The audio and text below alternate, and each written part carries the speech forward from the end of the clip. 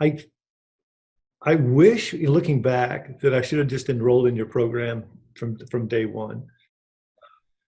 In the last 2 weeks since I've worked on this stuff, I've had probably the four, five, six best conversations that I've ever had about me with other people. That it certainly had a huge impact on my sons and my daughter-in-law and my work colleague. And I want to tell you, if I get nothing else out of this, being able to communicate in the moment and listen has made a huge impact. I had no idea what that was missing from my life. So thank you for that.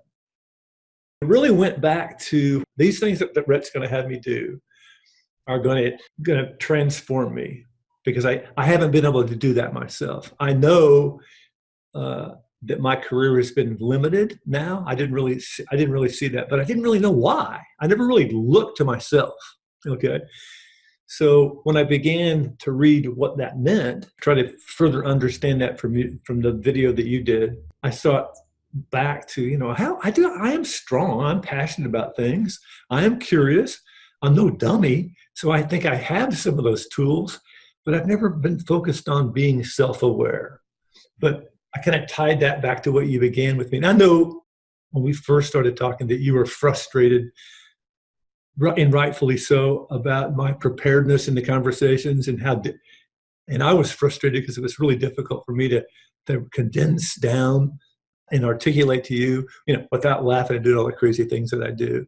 And that bothered me. It bothered me because I wanted to get better, but I really didn't know how to get better. Is it something I have to do overnight? But I kept grinding away on, even in the months that we didn't talk. But when I saw the process that you had developed, and I saw, I do have physical things. And what are those things that I should be worried about? Well, I got my teeth straightened, spent a fortune doing it, but they're kind of yellow. Now maybe that puts stuff off. And it was into deeper things about my behaviors and emotions. And what does it mean to empathize? What does it mean that you have to be self-aware?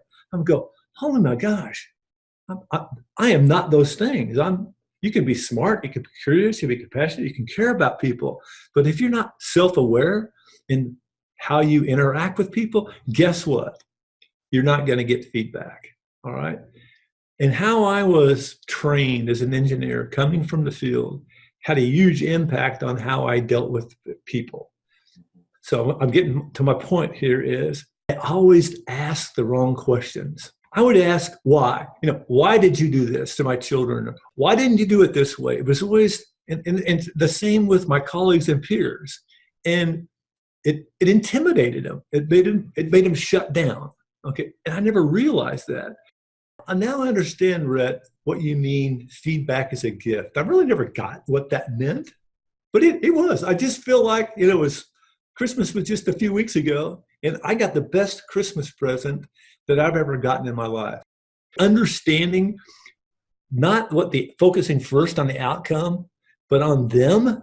There's the things I think I can fix, but I know that's not enough. So we'll go have a conversation with other people. I go, well, who am I going to talk with? I went individually to all of my children and said, I'm doing this program with Rhett. They've heard me talk about you before. And I want you to know that I am not as aware of my own behaviors, emotional behaviors, that I need to be. Of course, they go, "Ooh, wait a minute, what's coming, Dad?" And I just gave them the list. Well, my daughter, she just welled up in tears, and she's a MBA, has a great job, is the most independent woman that you can imagine. She just welled up. Then she just stopped crying and said, well, who told you those things, Dad? And then they all calmed down. My oldest son spoke up first. He said, Dad, I've always been reluctant to tell you I really want to say to you and get your guidance, because you go from listening to, 3 sentences out, you're fixing it. And you need to be able to understand the differences. Then in a few minutes, we went through that conversation, and we talked through it.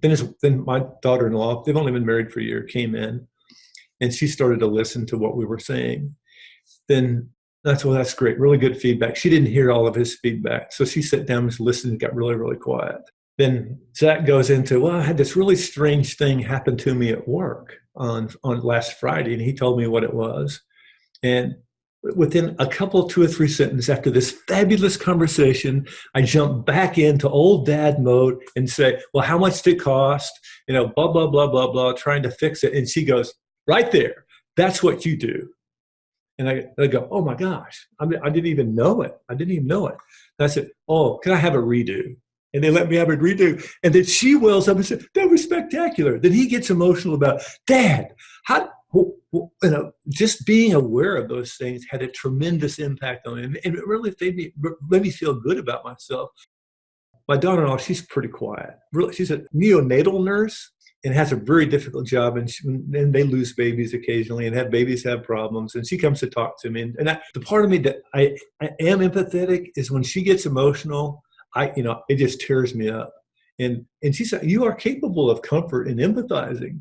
It's just you go to fix mode. So a couple of weeks ago, I went out and meet with them to have dinner, and she ordered Alaska king crab, and I kept teasing her about it, on, and she got quiet, but I never really noticed it.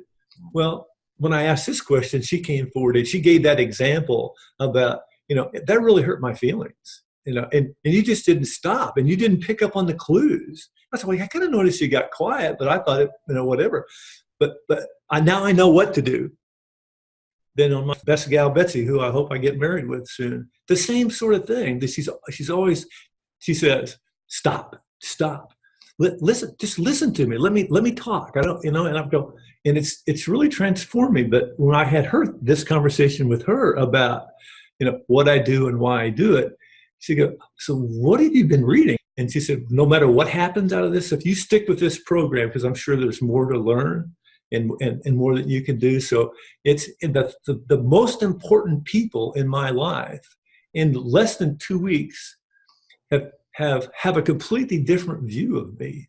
Thanks to you, my co-partner at Canyon Oak. He did the same thing. So I can't believe you, Mr. Professional, Mr. Hard-ass, Mr.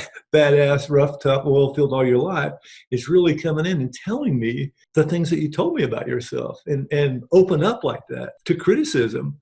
But he appreciated it. And then he gave me feedback. I am older. And most of the people that I'm going to interview with, at least at first tier, second tier, are millennials, your age, or they're 40 or they're 50. All right. And I've got to be able to communicate with them. And if I'm behaving in a way that shuts them off, turns them off, I'm never going to make it. All of it just fell in place, Red. I'm working on the emotional part, but I think a part of emotional intelligence is faith. I have faith in people. I have faith in myself. And sometimes you just have to gut it out. You got to go to practice, and you're going to get beat up, and the coach is going to yell at you a little bit. But when you're ready for the game, it's game time. So that's how I view this.